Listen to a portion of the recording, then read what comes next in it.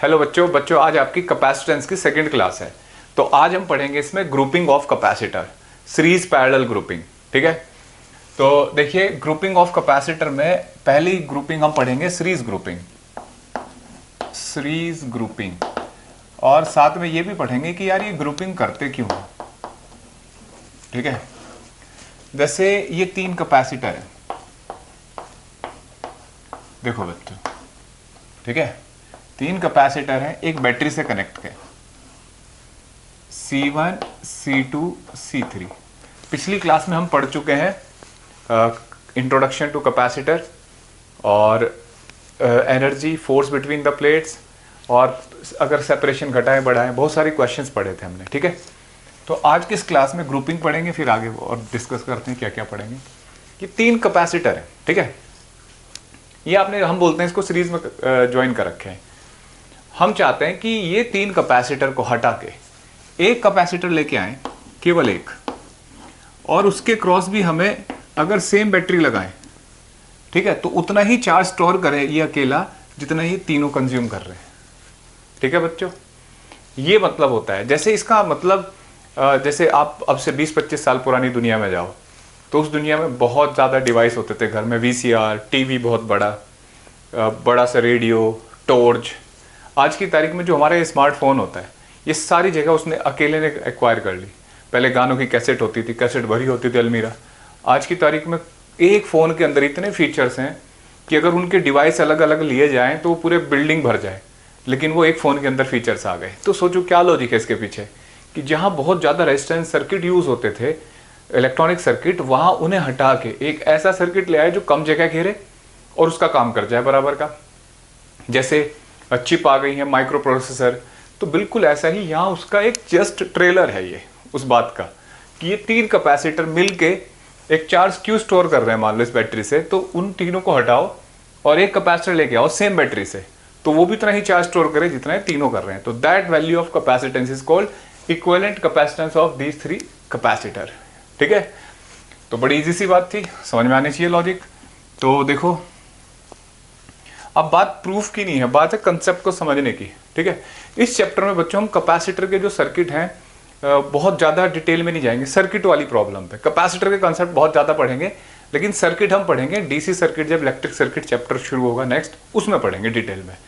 ठीक है, questions circuit के, अभी कंसेप्ट बता रहा हूँ आज मैं। ठीक है, बाकी कैपेसिटेंस में पहले से अलग से इतने कंसेप्ट है ना, पहले वो कंप्लीट हो जाए। ठीक, जैसे देखो बच्चों, अगर आप ये कहते हो कि यार इस पॉइंट, इसका पॉइंट ये A और ये B है, ठीक है, तो पोटेंशियल डिफरेंस V क्या होता है, VA माइनस VB। मान लो ये बैटरी है ना, ये C1, ये C2, ये C3, यहाँ A, ये A, और ये क्या सिखा रहा हूँ मैं, पहले आपको बताता हूँ चार्ज के बारे में। सोचो मान लो यहाँ से चार्ज चला, ठीक है, तो चार्ज कंजर्व क्वांटिटी है, तो इस पे डेवलप हो जाएगा प्लस Q इस वाली प्लेट पे, ठीक है, और अंदर वाली पे माइनस Q। तो इंडक्शन से जितना माइनस बना उतना ही प्लस बनेगा, वो इस प्लेट पे आ जाएगा, इसके सामने इंड्यूस होगा माइनस Q, फिर जो प्लस बनेगा वो यहाँ, और यहाँ माइनस Q। अब जो प्लस बनेगा वो बैटरी में वापस। ठीक है, समझ रहे बच्चों, बैटरी तभी चार्ज कंडक्ट करती है जितना चार्ज उसने भेजा उसे वापस मिल जाए। अच्छा, फिर ये तो हुआ चार्ज का हिसाब लगा, चार्ज देखा कि सब एक कैपेसिटर में इक्वल चार्ज है ना। अब देखो, अगर मैं आपसे कहूँ कि पोटेंशियल के बारे में बताओ, तो इस प्लेट का पोटेंशियल VA है ना, VA, तो यहाँ तक पोटेंशियल VA, यहाँ तक। बच्चों पोटेंशियल होता है एनर्जी, बीच में कोई भी इसे डिस्ट्रॉय करने के लिए नहीं आया, तो इसका मतलब यहाँ का पोटेंशियल, यहाँ का पोटेंशियल, हर जगह का पोटेंशियल क्या होगा, सेम। अब हम पहुँचे यहाँ, ठीक है, तो जैसे इस प्लेट से इस पर पहुँचे तो कुछ तो पोटेंशियल बदलेगा। फॉर एग्जाम्पल एक चार्ज ही ले लो, आप उसे यहाँ से यहाँ लेके जा रहे हो, एक प्लेट से दूसरी तरफ ले गए, तो वर्क तो करना पड़ेगा ना, और वर्क का नाम क्या है, पोटेंशियल। तो पोटेंशियल डिक्रीज होगा, चेंज होगा। तो मैंने कहा यहाँ का पोटेंशियल V है, तो यहाँ का कुछ तो होगा, मैंने उसको V' लिख लिया। ठीक है, जब भी ध्यान रखना है, जब भी रास्ते में कोई कंपोनेंट आएगा तभी पोटेंशियल बदलेगा। अब देखो V', ठीक है, और इधर जाएंगे, ठीक है, ये V', ठीक है, और यहाँ जाएंगे तो V', और इधर जाएंगे तो VB। यहाँ VB है पोटेंशियल, VB। कैसे, भाई हमने यहाँ ना लिख के इधर से देख लिया वी बी, क्योंकि रास्ते में कोई कंपोनेंट नहीं इधर, तो यहाँ का पोटेंशियल वी बी। तो अगर मैं कहूँ कि यार मुझे इसके क्रॉस पोटेंशियल देखना है, पोटेंशियल डिफरेंस इस कैपेसिटर के क्रॉस, इसके क्रॉस देखना है और इसके क्रॉस देखना है, और मैंने उनके नाम लिख लिए V1 V2 V3, तो बताओ V1 कितना होगा बच्चों? V1 ये नहीं होगा, VA plus VA minus V dash, है ना। V2 कितना होगा? V dash minus V double dash. V3 कितना होगा? V dash minus VB। ठीक है, 3 पोटेंशियल हो गए, और ये V जो है वो इन तीनों का सम होगा, V1 plus V2 plus V3। ठीक है, समझ में आया बच्चों? तो V1 कितना हो जाएगा भाई? टोटल सम जो पोटेंशियल है यहाँ, उसका सम इन तीनों के पोटेंशियल के बराबर नहीं होना चाहिए। ठीक है, हम पढ़ के हैं Q इक्वल टू CV। तो किसी एक कैपेसिटर पे वोल्टेज कितना होगा? उसका चार्ज अपॉन कैपेसिटी। तो बोले एक बार फिर मैं रिवाइज करता हूँ कि सीरीज में देखो हर कैपेसिटर को सेम चार्ज मिला है ना, और पोटेंशियल डिफरेंस हर कैपेसिटर के अक्रॉस क्या है? अलग अलग है। तो V1 कितना आएगा बच्चों? Q by C1, Q by C2, Q by C3। अब हम चाहते हैं कि इतना ही चार्ज इस कैपेसिटर को मिले, और ये C इक्विवेलेंट है, तो इसका फॉर्मूला क्या होगा बच्चों? Q equal to C equivalent into V। ठीक है, तो Q बाय V, तो देखो 1 by V, C V equal to Q by C equivalent है ना, तो 1 बाय C इक्विवेलेंट कितना हो जाएगा बच्चों? Q कैंसिल हो गया, 1 अपॉन C1 1 अपॉन C2 प्लस 1 अपॉन C3। ठीक है, 3 के लिए, अगर 4 हो जाए, n हो जाए, तो n के लिए क्या लिखोगे? 1 अपॉन C1 1 अपॉन C2 प्लस 1 upon C3 up to 1 by Cn। ठीक है, ऐसे लिखोगे n कैपेसिटर के लिए। अच्छा, अगर सारे इक्वल हो जाए ये n कैपेसिटर, किसी वजह से ऐसा हो जाए सारे कैपेसिटर सीरीज में इक्वल हैं, ठीक है, ऐसे अप टू C नोट लिख दिया सबको, और n है, तो देखो 1 by C naught 1 by C naught 1 by C naught 1 by C naught, तो कितना हो जाएगा जोड़ के इनको? n बाय C नोट, और ये किसके बराबर है? C इक्विवेलेंट के। तो यहाँ से C इक्विवेलेंट कितना आ जाएगा बच्चों? देखो इसको रेसिप्रोकल करते हैं ना, उल्टा, C नोट बाय n। ठीक है, कितना आ जाएगा? C naught by n। अब देखो आगे बढ़ते हैं। अगर मान लो जैसे इनको सॉल्व करते हैं, छोटी छोटी कैलकुलेशन, जैसे 2 कैपेसिटर है मान लो, तो सीरीज में ऐसे लिखे जाएंगे। अच्छा, आपको ऐसा लग रहा होगा जैसे आपने रेजिस्टेंस के लिए पढ़ा होगा कि रेजिस्टेंस के लिए ये सीरीज में हुआ करता था, पैरेलल में हुआ करता था, फॉर्मूला ऐसा है ना। अब देखो जैसे आपने इसको सॉल्व करते हैं, अगर 2 हो तो C1 C2 C1 plus C2, तो 1 बाय C इक्विवेलेंट, तो C इक्विवेलेंट आ जाएगा बच्चों C1 C2 upon C1 plus C2। Clear है? ये इक्विवेलेंट कैपेसिटेंस का फॉर्मूला आ गया। अब देखो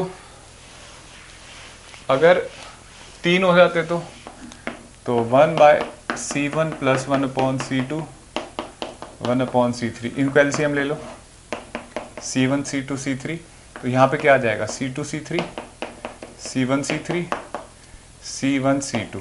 ठीक है, और C इक्वल टू, ठीक है, C1 C2 C1 C3 C2 C3। Parallel grouping के बारे में देखते हैं। तो पैरेलल ग्रुपिंग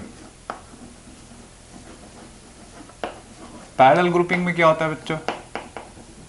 जैसे बहुत सारे कैपेसिटर हैं, ऐसे ऐसे और एक ही, 3 ही कैपेसिटर ले लेते हैं और एक बैटरी कनेक्ट कर दी। ठीक है, इसकी कैपेसिटेंस है C1 C2 C3। ठीक है, 3 कैपेसिटर हैं, ये पॉइंट है A और ये पॉइंट है B, वोल्टेज है V, तो VA माइनस VB, ठीक है, V, ये VA VA VA VA, ठीक है, VA, वी ए, ये बी, ये बी, ये बी, ये बी, ठीक है। सोचो भाई पोटेंशियल है, पोटेंशियल यहाँ से यहाँ जा सकता है, यहाँ से यहाँ जा सकता है, रास्ते में कोई डिवाइस नहीं है, ठीक है। तो अगर मैं कहूँ कि इसके क्रॉस कितना पोटेंशियल डिफरेंस हुआ, आप देखो V A minus V B, इसके क्रॉस भी V A minus V B, इसके क्रॉस भी V A minus V B, और वी कितना, V A minus V B कितना है वी, तो इसका मतलब इन तीनों के क्रॉस वोल्टेज सेम है, ठीक है। अब देखो, ठीक है, तो पैरेलल की कैरेक्टरिस्टिक है कि पैरेलल में जब तो कोई कंपोनेंट लगे होते हैं तो उनके क्रॉस पोटेंशियल डिफरेंस इक्वल होता है। अब देखो यहाँ से चार्ज, अब चार्ज के पास तीन रास्ते हैं, एक इधर, एक इधर, एक इधर, तो उनकी कैपेसिटी के अकॉर्डिंग वो अलग अलग डिवाइड हो जाएगा। जैसे इधर Q1, इधर Q2, इधर Q3, यहाँ पॉजिटिव, यहाँ नेगेटिव, यहाँ पॉजिटिव, यहाँ नेगेटिव, और सारा वापस आ जाएगा फिर ऐसे, ठीक है। तो जितना बैटरी से चार्ज गया था उतना ही वापस आ गया, क्लियर। अब देखो total charge Q1 plus Q2 plus Q3, ठीक है। बताओ Q1 कितना होगा, C1V, C2V, C3V, ठीक है। और जो टोटल होगा वो कितना होगा, C इक्वलेंट इंटू V, ठीक है। तो C इक्वलेंट कितना आ जाएगा, C, मतलब हम चाहते हैं कि भाई इन तीनों ने जितना चार्ज स्टोर करा वो अकेला एक कैपेसिटर स्टोर कर ले सेम बैटरी से लगाने के बाद, ठीक है। तो टोटल चार्ज Q, ठीक है। तो देखना C इक्वलेंट इंटू V लिख दिया, तो C1 plus C2 plus C3 आ गया। N हो तो अगर N कैपेसिटर हो तो C1 plus C2 plus C3 up to Cn, ठीक है। और अगर ये इक्वल हो जाए C1 C2 C3, हमने मान लिया कि इक्वल है, तो C इक्वलेंट कितना आ जाएगा बच्चों, C note plus C note, C note कितना हो जाएगा, NC नोट, ठीक, NC नोट आ जाएगा, N times of capacitance. Doubt किसी को? अब एक बात सोचो, ठीक है, मतलब अब एक बात देखिए आपने कि जो सीरीज है, सीरीज में कैपेसिटेंस घटता था, C नोट बाय N होता था, और पैरेलल में क्या होता है, बढ़ता है, ठीक है, N टाइम्स बढ़ गया। तो ये पैरेलल ग्रुपिंग है, और पैरेलल ग्रुपिंग में चार्ज डिफरेंट है डिफरेंट कैपेसिटर से, और वोल्टेज पोटेंशियल डिफरेंस सेम है, ठीक है। अच्छा, एक और बात बताता हूँ, जैसे मतलब जैसे हम बोलते हैं सीरीज में करंट या चार्ज इक्वल होता है या सेम होता है, तो ये बड़ी बात है, इसको ध्यान देना है। इक्वल नहीं बोलते, बोलते हैं सेम होता है। जो चार्ज यहां से फ्लो करके जाएगा वही इसी से, वही इसी से, वही इससे, तो इसका मतलब ये सेम चार्ज तीनों से फ्लो करके जा रहा है। और क्योंकि पैरेलल में भी सेम चार्ज इक्वल हो सकता है, अगर मान लो मैं पैरेलल में दो कैपेसिटर लगाए, दोनों कैपेसिटेंस सेम है और बैटरी लगा दी ऐसे, तो चार्ज Q जो है, देखो देख के ही पता लग रहा है, आधा आधा डिवाइड हो जाएगा, Q/2, तो चार्ज इक्वल है नहीं है, लेकिन ये तो पैरेलल में क्योंकि चार्ज इक्वल तो है लेकिन सेम नहीं है। वही चार्ज इससे फ्लो नहीं कर रहा जो इससे फ्लो कर रहा है, इक्वल भले ही है लेकिन सेम नहीं है, इस बात पे गौर करना, ठीक है। तो हम यहाँ सीरीज में बोलते हैं कि सीरीज में चार्ज सेम है या करंट सेम है, इक्वल नहीं बोलना चाहिए, ठीक है। देखो बच्चों, अब कुछ इसके जो कॉम्प्लिकेटेड क्वेश्चन है ग्रुपिंग के, वो हम अगले चैप्टर में पढ़ेंगे जब सर्किट सॉल्व करेंगे, ठीक है। अभी बिल्कुल बेसिक क्वेश्चन कराऊंगा, और वो भी थोड़े से 2-4 याद रखने के लिए कि हाँ भाई हमने फॉर्मूला लिखा था। जैसे देखो, मैं आपसे कहूं कि ये दो कैपेसिटर हैं, ठीक है, ए बी, ये सी और सी, तो बताओ इसका इक्विवेलेंट कैपेसिटेंस क्या होगा। तो देख के पता लग रहा है जो चार्ज यहां से जाएगा वो इस दर से जाएगा, तो ये सीरीज में है ना, मतलब केवल डिजाइन नहीं देखना है कि सीधे बने ऐसे, तो ये सीरीज में, और सीरीज में कितना होता है इक्विवेलेंट, C/N, तो C/2 आ जाएगा, ठीक है बच्चों। C/N होता है ना इक्वल कैपेसिटेंस। आपको नहीं याद आ रहा है फॉर्मूला, तो देखो सीरीज का फॉर्मूला ये तो आ रहा होगा, 1/C1 प्लस 1/C1, तो 2/C, तो C इक्विवेलेंट कितना हो गया, C/2, ठीक है। अच्छा देखो, अब हमने क्या काम किया, मिटा दो इस क्वेश्चन को। अगर ऐसा क्वेश्चन हो बच्चों, बिल्कुल मैं एकदम बेसिक क्लास के 8th 9th मतलब 10th में जो रेजिस्टेंस के क्वेश्चन थे बेसिक, वो वाले रिवाइज कर रहा हूँ ताकि आपको थोड़ा सा कंसेप्ट याद हो जाए। ये सी और ये ऐसे कैपेसिटर है, इनका इक्विवेलेंट कैपेसिटेंस। तो देखो पहले इस ब्रांच को सॉल्व कर लो। तो ये दोनों किस में है? सीरीज में। क्यों? क्योंकि जो चार्ज यहां से एंटर कर रहा है वो यहां से जाएगा। ठीक है, तो सीरीज में है तो कितना हो जाएगा बच्चों नीचे वाले हिस्से का? अभी 2 सी थे जब, तो C/2 हो गया था ना। ऐसे ऊपर वाले सीरीज में है तो इसका भी क्या हो जाएगा बच्चों? C/2। अब दोनों ये किस में है? पैरेलल में। और पैरेलल में फॉर्मूला क्या होता है बच्चों? C1 प्लस C2, तो C/2 प्लस C/2, आंसर आ गया C। ठीक है, तो ये इक्विवेलेंट कैपेसिटेंस आ गया। ठीक, ऐसे ही एक दो क्वेश्चन और दिखाता हूं। जैसे ये क्वेश्चन है बच्चों,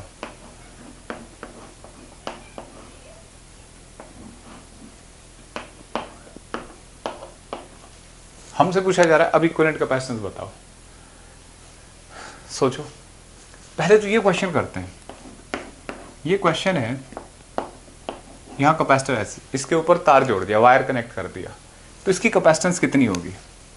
तो देखो बच्चों, मैं ये पहले ही बता चुका हूं, वैसे आंसर आना चाहिए आपका इन्फिनिटी, और इनफाइनाइट है इसकी कैपेसिटेंस। क्यों? क्योंकि देखो ए तो V A equal to V B हो गया भाई, कनेक्ट कर दिया ना दो वायर, तो इन दो पॉइंट के पोटेंशियल सेम है, तो जो पोटेंशियल डिफरेंस होता था वो कितना हो गया? 0। और C इक्वल टू होता है Q/V, तो Q/0 कितना आ जाएगा? इन्फिनिटी। ठीक है, तो A B के बीच में जो इक्विवेलेंट कैपेसिटेंस है वो इनफाइनाइट है। इसका क्या मतलब हुआ? जो भी आप इसे चार्ज दोगे वो यहाँ ठहरेगा नहीं, सीधा इधर से निकल के चला जाएगा। ठीक है, इंडक्शन नहीं करेगा, ऐसे शॉर्ट होकर निकल जाएगा। तो इसका मतलब से तो कितना ही चार्ज देते जाओ, कभी ऐसा होगा ही नहीं कि इसका पोटेंशियल डेवलप होगा, पोटेंशियल डिफरेंस हमेशा 0 रहेगा, तो इसे बोलते हैं इनफाइनाइट कैपेसिटेंस। तो देखो अब ये शॉर्ट हो गया तो ये बेकार हो गया। ठीक है, अब मैं कहूँ कि आपसे पूछा जा रहा है ए बी के बीच में कैपेसिटेंस, तो क्या लिखोगे बच्चों? 1/C, और इसका कितना है? 1/∞। तो 1/∞ कितना होता है? 0, है ना। तो C इक्विवेलेंट कितना हो गया? C, मतलब यही कामयाब कैपेसिटर है, ये तो धोखा है ना। समझ में आया बच्चों? तो ये कुछ बेसिक से क्वेश्चन देखे हमने, बस इससे ज़्यादा कुछ नहीं करना, इससे ज़्यादा क्वेश्चन आगे देखेंगे हम। ठीक है, अब हम बढ़ते हैं आगे चैप्टर के अगले पार्ट में, different types of capacitor. Types of capacitor,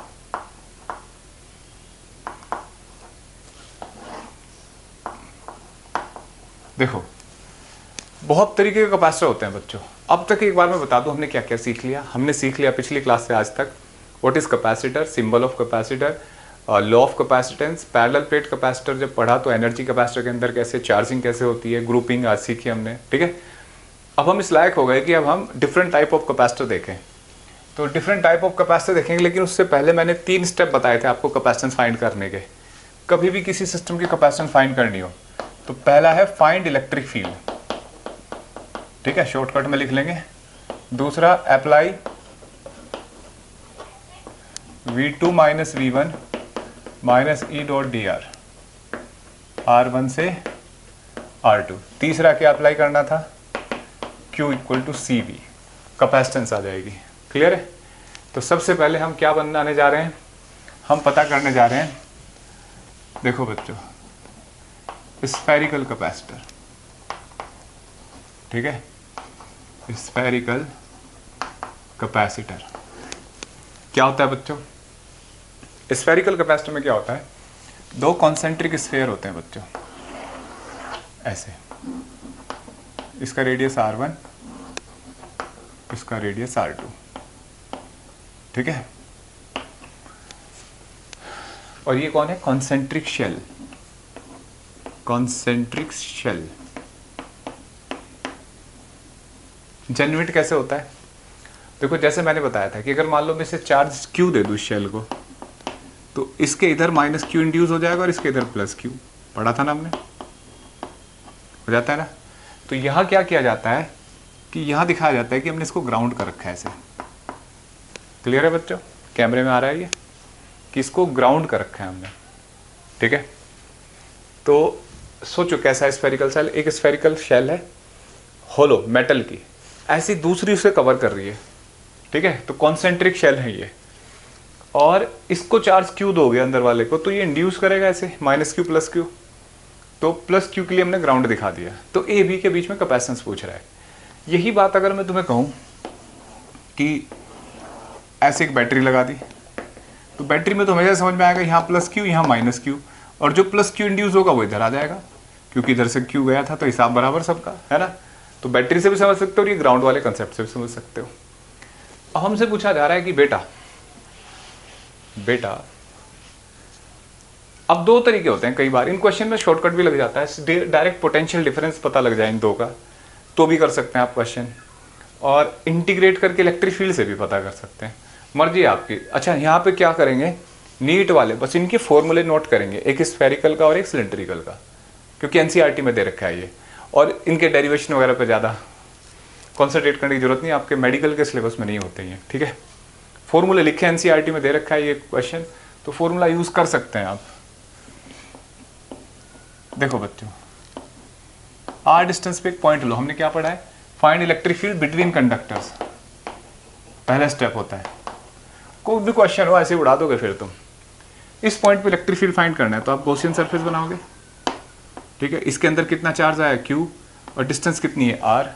तो अगर आप गॉसियन सरफेस भी अप्लाई करते हो तो E dot D A cos zero equal to Q in upon epsilon naught. अच्छा, डी ए होगा गॉसियन सरफेस का सरफेस एरिया, है ना, जो इस पे यहाँ लिया तुमने ये E और यहाँ डी ए, तो इससे जोड़ोगे तो ये गॉसियन सरफेस का एरिया आ जाएगा ना, कितना होगा total area 4 pi R square. कितना चार्ज है इस गॉसियन सरफेस के अंदर, ये गॉसियन सरफेस है बच्चा, कितना चार्ज है, अंदर वाला शेल आ गया इसके अंदर Q बाय एप्सिलॉन नॉट, तो E equal to 1/4 pi epsilon naught Q by R square. Clear है? आप कहोगे सर ये तो मैं पहले ही पता था हाँ तो पढ़ रखे हमने क्वेश्चन, डायरेक्ट भी कर सकते थे आप। इसके बाद ये फॉर्मूला देखो, आप इस प्लेट से इस प्लेट पे जा रहे हैं, VB से VA, तो VB minus VA minus E dot D R, E कितना है KQ by R square DR। बताओ बच्चों, सबसे पहले क्या आएगा, अगर R यहाँ से शुरू होगा ना, इसी हिस्से में इलेक्ट्रिक फील्ड है, ना इधर है ना इधर है, तो यहाँ से शुरू करेंगे R1 से R2। तुमने एक बात पे गौर करा होगा, कैपेसिटर में क्या होता है कि इस तरीके से बंद किया जाता है, कैपेसिटर इस तरीके से होते हैं कि फील्ड उनके अंदर ही रहता है, इलेक्ट्रिक फील्ड बाउंड रहती है, एनर्जी लॉस नहीं होती बाहर। तो देखो VB माइनस VA को लिख सकते हैं माइनस V, मतलब हम पोटेंशियल डिफरेंस हमेशा VA माइनस VB ले रहे हैं। कोई बैटरी भी जोड़ोगे तो उसका भी V पोटेंशियल डिफरेंस होगा, तो माइनस माइनस को खा जाएगा KQ R की पावर -2 DR R1 से R2, ठीक है। माइनस से माइनस उड़ा दिया, यहाँ पहुँच गए। देखो V equal to KQ R की पावर -2 + 1 -2 + 1 R1 से R2, ठीक है। देखो ये हो जाएगा -1/R R1 से R2, ठीक है। देखो बच्चा सोचो, V KQ और ये हो जाएगा -R2 + 1/R1, ठीक है। पहले लिमिट रखेंगे, हाँ। तो अब जो क्या काम है तो मैं मिटा दूं एक बार थोड़ा सा, ठीक है। देखो बच्चों, V equal to KQ 1/R1 - 1/R2, तो R2 यहाँ चला जाएगा, R1 यहाँ, तो R2 - R1/R1 R2, ठीक है। और K की जगह लिखो 4 पाई एप्सिलॉन नॉट, ठीक है, वैल्यू रखो। हमें पता है हमने तीसरा स्टेप क्या करना था, Q इक्वल टू CV, ये था ना तीसरा स्टेप, तो यहाँ CV रख देते हैं, ठीक है। R2 - R1 R2, ठीक है। V equal to C equal to 4 pi epsilon naught R1 R2 R2 - R1, ठीक है। ये क्या आ गया बच्चों, capacitance 4 pi epsilon naught R1 R2 upon R2 minus R1। कोई डाउट यहाँ तक? अब देखो, तो इसका मतलब इस कैपेसिटर की जो कैपेसिटेंस है वो कितनी है बच्चों? बोलो। R1 से R2 तक जा रहे हैं ना, पॉइंट P है, तो यहाँ इन दो पॉइंट के बीच में ये कितनी कैपेसिटी फॉलो कर रहे हैं? ये वाली, ठीक है। अब यहीं पे क्वेश्चन तैयार होता है। अगर क्वेश्चन है कि अगर आइसोलेटेड स्फीयर हो, कैपेसिटेंस ऑफ आइसोलेटेड स्फीयर,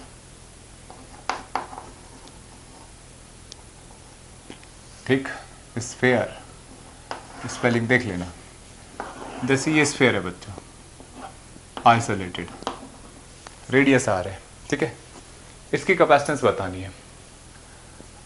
अब इसकी कैपेसिटी देखो बच्चों, हमें तो 2 शेल होने चाहिए थे, ये तो अकेला है, फिर कैपेसिटी कैसे है? देखो इस वैल्यू को दोबारा लिखते हैं, 4 pi epsilon naught R1 R2 से ना नीचे डिवाइड कर दो, तो देखो क्या मिलेगा तुम्हें, 1 upon R1 minus 1 upon R2। Check करके देखो मिलेगा। अब क्या करो बच्चों, देखो हम मैथ्स वाले हैं, साइंस वाले हैं, कोई चीज़ हमारे पास नहीं होती तो हम क्या मानते हैं उसको, इन्फिनिटी पे।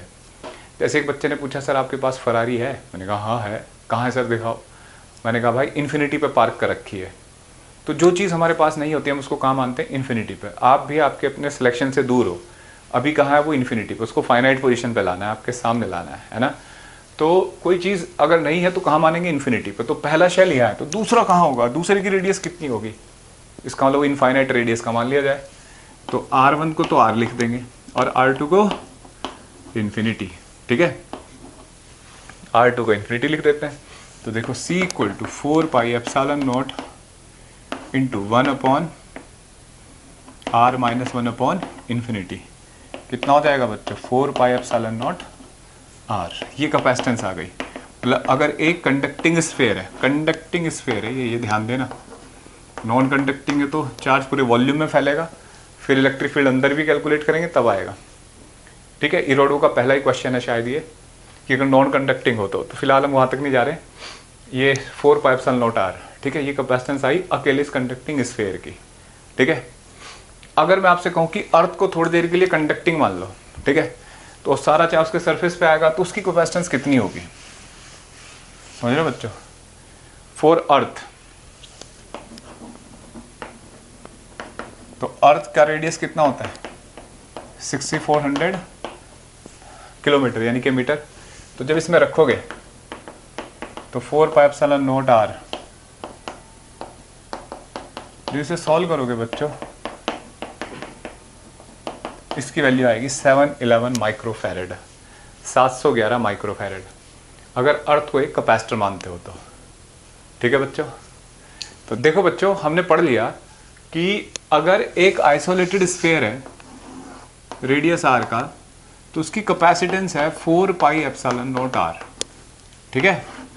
अब तो यहाँ बड़े प्यारा सा क्वेश्चन बनता है, हमारे पास ड्रॉप्स हैं, n ड्रॉप्स हैं, आइडेंटिकल ड्रॉप, ठीक है, और वो एक बड़ी ड्रॉप में कन्वर्ट हो जाती है, n आइडेंटिकल ड्रॉप्स,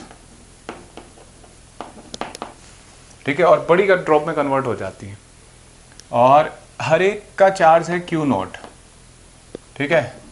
तो इस बड़ी ड्रॉप का चार्ज कितना होगा, हर एक का पोटेंशियल है V नॉट, तो इसका पोटेंशियल कितना होगा, हर एक का कैपेसिटेंस है C नॉट, तो इसका कितना होगा। ये मान के चलना है कि जो भी चार्ज है वो सरफेस पे आ रहा है, मतलब कंडक्टिंग मटेरियल था ना, जैसे बिल्कुल लिक्विड को कंडक्टिंग मान के उसके सरफेस पे चार्ज मानेंगे, ठीक है। तो देखो फाइनल मतलब n ड्रॉप्स है हमारे पास, 1 2 3 ऐसे, और टोटल चार्ज पता करना है। तो बच्चों चार्ज एक कंजर्व क्वांटिटी है, ठीक है, तो इसे जोड़ा, टोटल चार्ज क्या आना चाहिए Q, और ये कितना हो जाएगा n Q naught equal to Q, तो टोटल चार्ज आ गया n Q नॉट। बड़ी बेसिक सी बात थी। तो बड़ी ड्रॉप का चार्ज n Q नॉट। फिर देखो इसका रेडियस R है, मान लो इसका स्मॉल r, आइडेंटिकल है ना ये, तो इसका रेडियस स्मॉल r, तो कैपिटल R है ये, इस रेडियस को कैलकुलेट करना है, लिक्विड मिल के ये पूरा आर रेडियस बन रहा है। तो देखो बच्चों, एक इसका ड्रॉप का वॉल्यूम 4/3 पाई आर क्यूब है ना, और एन ड्रॉप का कितना होगा, ये एन टाइम्स मल्टीप्लाई कर दिया, वॉल्यूम इक्वेट कर रहे हैं क्योंकि मास बराबर होगा, डेंसिटी वही होगी तो वॉल्यूम भी इक्वल होगा, और 4/3 पाई आर क्यूब,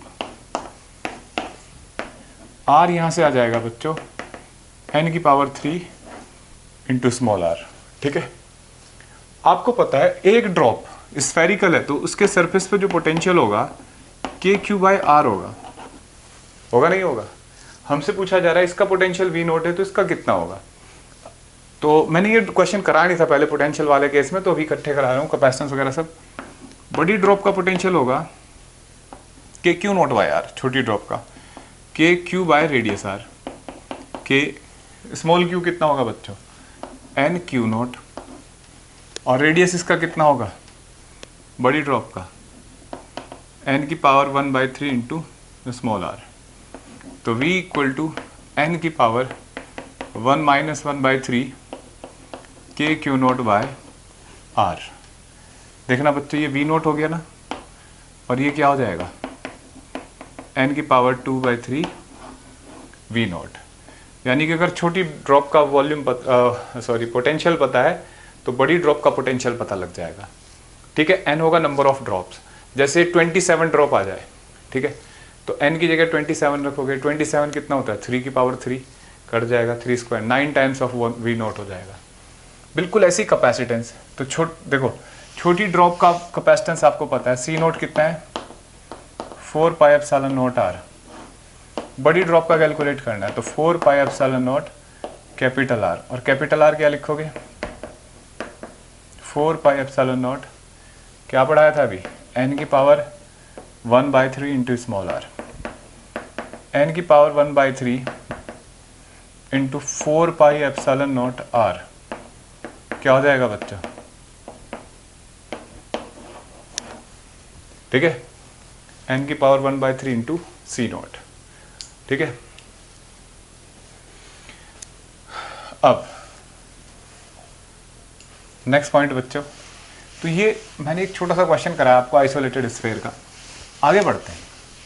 अब एक कैटेगरी इसमें होती है कि अगर मान लो स्फीयर जो है, हम स्फेरिकल कैपेसिटर की बात कर रहे हैं कि ये स्फीयर है और ये ऐसे, इस बार ना ग्राउंड वाले अंदर वाले को ग्राउंड कर रखा है ऐसे, ये ए और बी ग्राउंड इसको ऐसे कर रखा है, इसको ग्राउंड कर दिया। अब ए और बी के बीच में पोटेंशियल पूछ रहा है।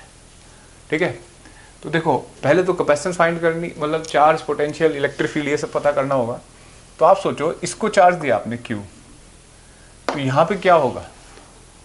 अब क्वेश्चन है कि सर -Q, भाई इसको ग्राउंड कर दिया तो हमें ये नहीं पता कि यहाँ कितना इंड्यूस होगा, तो हमने Q डैश मान लिया। ठीक है, और उस Q डैश को पता करने जा रहे हैं। तो देखो हम इस पे एक पॉइंट ले लेते हैं, इस स्फीयर पे पॉइंट P, और पॉइंट P पे पोटेंशियल पता करते हैं। तो पॉइंट P पे जो पोटेंशियल होगा इस स्फीयर की वजह से होगा, इसकी वजह से भी, है ना, सिखा रखा है पिछली क्लास में हमने, पिछले टॉपिक में बहुत करें क्वेश्चन। तो के क्यू डैश बाय ए प्लस के क्यू बाय ए नहीं, रेडियस R1 है, इसका रेडियस R2। ठीक है, ऐसे लिख सकते हैं। तो K Q dash bye R1 plus के क्यू बाय R2, उसका भी होगा यहाँ पे इतना जितना है, और हमें पता है ये ग्राउंड है, तो ग्राउंड है तो इसका मतलब पोटेंशियल क्या हो जाएगा 0। तो यहाँ से क्यू डैश आ गया बच्चों Q into R1 upon R2। ठीक है, समझा बच्चों। अब देखो अगर मैं तुमसे कहूं कि भाई अब इलेक्ट्रिक फील्ड फाइंड करना होगा तुम्हें, है ना, यहाँ पे, तो यहाँ पे इलेक्ट्रिक फील्ड फाइंड करना होगा। पॉइंट P लेते हैं R डिस्टेंस पे, कुछ और पॉइंट ले लेते हैं, यहाँ पे इलेक्ट्रिक फील्ड बताओ। फिर क्या करोगे, फिर इंटीग्रेशन करोगे, है ना। एक तरीका तो ये है। एक तरीका ये होता है कि जैसे ये A इस पॉइंट से टच है तो इन दोनों का पोटेंशियल डिफरेंस पता कर लो, वो V हो जाएगा, और Q इक्वल टू CV रख देंगे। ठीक है, एक तरीका ये है। तो कोई सी मर्जी आपकी, हम इलेक्ट्रिक फील्ड ही लिख लेते हैं। अब इतना तो आ गया ना पिछला क्वेश्चन देख के कि इसके अंदर कितना चार्ज है वो पता कर लेते हैं। तो K Q dash by R square आ गया, ठीक है। तो सीधे सीधे गॉस थ्योरम लगाओ या आप वैसे आ गया। और वी जो होगा पोटेंशियल डिफरेंस वो होगा ई डी आर और R1 से R2। सर वो माइनस वगैरह कहाँ है, पिछले केस में नहीं कट गया था, -V1 -V2 माइनस से हट गया था, पोटेंशियल डिफरेंस आ जाएगा, ठीक है।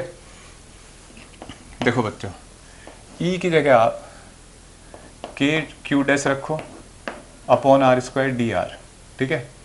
और V1 से R1 से R2 करो, ठीक है। और इस V की जगह लिखो Q by C. Sir Q dash by C क्यों नहीं लिखेंगे, हमने कितना दिया सिस्टम को चार्ज Q, तो हम तो Q लिखेंगे ना, वो तो Q डैश तो जनरेट हुआ है इंडक्शन से। जब तुम सॉल्व करोगे बच्चों, इसका आंसर आएगा 4 pi epsilon not R2 square upon R2 minus R1, ठीक है। इस कैपेसिटर का आंसर है, जिसका ये पार्ट आपने ग्राउंड किया है, ठीक है। तो ए और बी के बीच में ये कैपेसिटेंस आई। क्लियर है बच्चों। देखो अब आगे बढ़ते हैं। जब तक आपको मेंशन ना करे कि अंदर वाले स्फीयर को आपने ग्राउंड किया है, तब तक आप ध्यान रखना, तब तक आप सोचना मत कि ये वाला केस होगा। ये रेयरली यूज होता है, ज़्यादातर वही स्फेरिकल कैपेसिटर यूज होता है, ठीक है। इसके बाद बच्चों सिलिंड्रिकल कैपेसिटर, सिलिंड्रिकल कैपेसिटर, ठीक है। सिलिंड्रिकल कैपेसिटर कैसा, देखो ये भी स्टैंडर्ड केस है, एक मेडिकल के स्टूडेंट जो है डायरेक्ट याद करेंगे इसके आंसर को, जो रिजल्ट आएगा। ये एक सिलिंड्रिकल शेल है, ठीक है, रेडियस R1 की। इसको चार्ज क्यू दे दिया, इसके पूरे सरफेस पे फैलेगा, जैसे चौक है इसके पूरे सरफेस पे चार्ज फैलेगा। ऐसे इसको बाउंड कर दिया दूसरे सिलेंडर से, ऐसे। ये बच्चों क्या है, कॉन्सेंट्रिक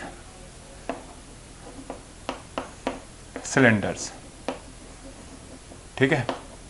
और ये लेंथ L है, ठीक। ये ऐसे,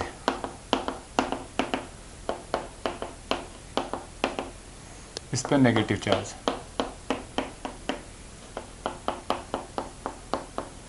इस तरीके से। ये प्लस Q, सामने है माइनस Q, ठीक है, इधर माइनस Q। ये पॉइंट A और ये पॉइंट B, ठीक है। लेंथ L है, ठीक। हमसे पूछा जा रहा है कि बताओ कैपेसिटेंस कितनी होगी। तो देखो बच्चों, एक बात समझो, सबसे पहले कोई एक पॉइंट लो यहाँ R डिस्टेंस पे, और उस पर इलेक्ट्रिक फील्ड पता करो। तो मैंने गॉसियन सरफेस बना लिया, ठीक है। देखो गॉसियन सरफेस, इलेक्ट्रिक फील्ड ऐसे जाएगा, DA ऐसे होगा, और यहाँ तो मानते ही नहीं, इलेक्ट्रिक फील्ड रेडियली आउटवर्ड जाएगा, तो एंड को मान लिया कि एंड से इलेक्ट्रिक फील्ड नहीं जा रहा है, तो इससे फ्लक्स जीरो होगा, इससे जीरो होगा। तो जो टोटल इलेक्ट्रिक फ्लक्स होगा गॉस थ्योरम लगा के, तो लेफ्ट साइड आएगा, देखो electric field into surface area, है ना, इक्वल टू कितना चार्ज है इसके अंदर, तो पूरा स्फीयर आ गया, सॉरी अंदर वाला पूरा सिलेंडर आ गया ये। तो E इक्वल टू हो जाएगा Q by 2 pi epsilon naught RL, electric field आ गया, ठीक है। फिर याद करो हमारा ये VA minus VB minus V है, minus E dot D R R1 से R2, तो क्या बन जाता है ये बाद में, V equal to E D R R1 से R2, माइनस माइनस हट जाते हैं ना भाई। V इक्वल टू होता है जो आपने पोटेंशियल लगाया, बैटरी लगाई मान लो, वो V इक्वल टू हो जाता है VA माइनस VB, ठीक है। और Q by 2 pi epsilon naught RL D R R1 से R2, ठीक है। Q 2 pi epsilon naught L 1 upon R D R, ठीक है। ये R1 से R2, ठीक है।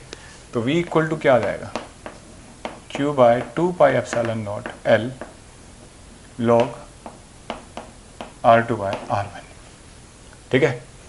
और V Q की जगह क्या लिखोगे बच्चों, CV 2 pi epsilon naught L log R2 by R1, ठीक है। V से V कटेगा, C इक्वल टू कैलकुलेशन है बच्चों 2 pi L 2 pi epsilon naught L log of R2 by R1, ये कैपेसिटेंस आ गई। ठीक है, मैंने कुछ ज़्यादा स्टेप जल्दी खा लिया शायद। देखो ये log R हो जाएगा, फिर log R2 मैंने एक स्टेप जल्दी कर दिया, ये log R और R1 से R2, फिर जब तुम रखोगे ये हो जाएगा log R2 minus log R1। ठीक है, तो log R2 बाई R1 बन जाएगा, ये आंसर आएगा। अच्छा, कई बार बोलता है कैपेसिटेंस फॉर यूनिट लेंथ बताओ सिलेंडर की, तो C बाय एल, देखो C बाय एल क्या हो जाएगा 2 pi epsilon naught log of R2 by R1, ये इसकी कैपेसिटेंस आ जाएगी। क्लियर है? तो देखो जैसे ये दो स्फीयर हैं, रेडियस ए और रेडियस ए, और बहुत दूर रखे हैं, इनके बीच में गैप जो है ना D is very very greater than A। इस सिस्टम की कैपेसिटेंस पूछ रहा है। देखो बच्चों, ये चार्ज Q, तो इसे क्या देंगे हम माइनस Q। सोचो इन दो के बीच में कैपेसिटेंस। ठीक है, तो पोटेंशियल, अब यार एक तरीका इलेक्ट्रिक फील्ड फाइंड करो फिर इंटीग्रेट करो, तो यहाँ थोड़ा सा इजी तरीके से पोटेंशियल डिफरेंस से हो सकता है ये। आप इसके ऊपर पोटेंशियल पता करो कितना होगा KQ बाय A, और ये बहुत दूर है तो उसका असर यहाँ तक आएगा नहीं, है ना, तो उसका पोटेंशियल हटा देते हैं। जब यहाँ पे देखोगे आप तो इसको भूल जाओ, इसका पोटेंशियल कितना होगा K minus Q by A, sphere का पोटेंशियल, है ना, और पोटेंशियल डिफरेंस कितना होगा V1 माइनस V2, तो KQ by A minus of minus KQ by A, तो 2KQ बाय A। जब चार पोटेंशियल का फॉर्मूला लिखते हैं तो मैग्नीट्यूड और पोलैरिटी दोनों लेते हैं, और V की जगह क्या लिखोगे बच्चों Q बाय C, तो 2Q बाय K है ना, K को पूरा लिख दो 4 pi epsilon naught into A। ठीक है, तो C कितना आ गया 2 पाई एप्सिलॉन नॉट A। ठीक है, ऐसे लिख सकते हो। तो इस तरीके से सिस्टम की कैपेसिटेंस आ गई। इसी क्वेश्चन में अगर क्या करता वो, देखो समझ में आ गया ये क्वेश्चन।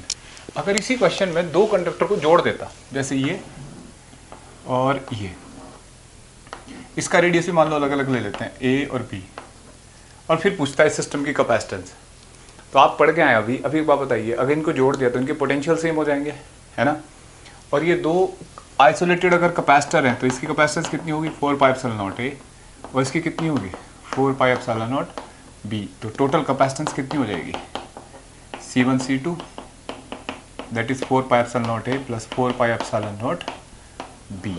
ठीक है भाई, पैरेलल में तो कैपेसिटेंस यही होती है ना, तो इस तरीके से कैपेसिटेंस हो जाएगी।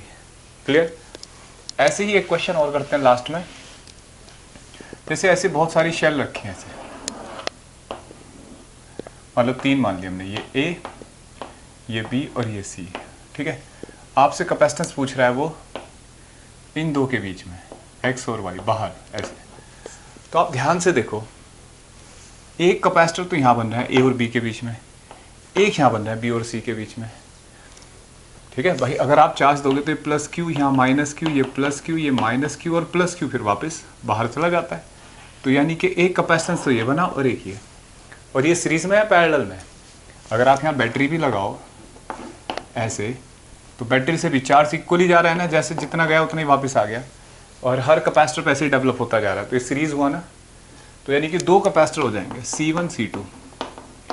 पहला होगा 4 pi epsilon not A upon B minus A, और दूसरा हो जाएगा बाहर वाले के दो के बीच में 4 pi epsilon not B into C upon C minus B। ठीक है, और दोनों कैपेसिटर किस में है सीरीज में। तो सीरीज में फॉर्मूला क्या होता है बच्चों C1 C2 upon C1 plus C2। आप इसे सॉल्व करो, पता क्या आएगा A into C upon C minus A। मतलब ये जो अंदर वाली प्लेट है इसका मतलब नहीं है, एक कैपेसिटर बन जाएगा यहाँ और बाहर वाला, इसका कोई यूज़ नहीं है। इसका मतलब आपको कंफ्यूज करने के लिए कोई पेपर में क्वेश्चन दे सकता है कि ऐसे कॉन्सेंट्रिक स्फेरिकल शेल है N, और इनर और आउटर का रेडियस दे रखा है, सबके बीच में भी दे रखे हैं, फिर पूछा है कि कैपेसिटेंस बताओ इनर और आउटर मोस्ट पॉइंट के बीच में। तो आपको देखना है कि यार ये B आया यहाँ पे नहीं ना फाइनली, तो इनर और आउटर मोस्ट के बीच में कैपेसिटेंस जो बना वही आंसर होता है, बशर्ते थिन शेल हो। ठीक है, तो इस तरीके से बच्चों आज मैंने आपको कैपेसिटर का ग्रुपिंग और टाइप्स ऑफ कैपेसिटर पढ़ा, ठीक है। अगली क्लास में हम नेक्स्ट टॉपिक पढ़ेंगे, sharing of charge between capacitor, energy density, dielectric, ये सब टॉपिक हैं। थैंक यू बच्चों, बाय।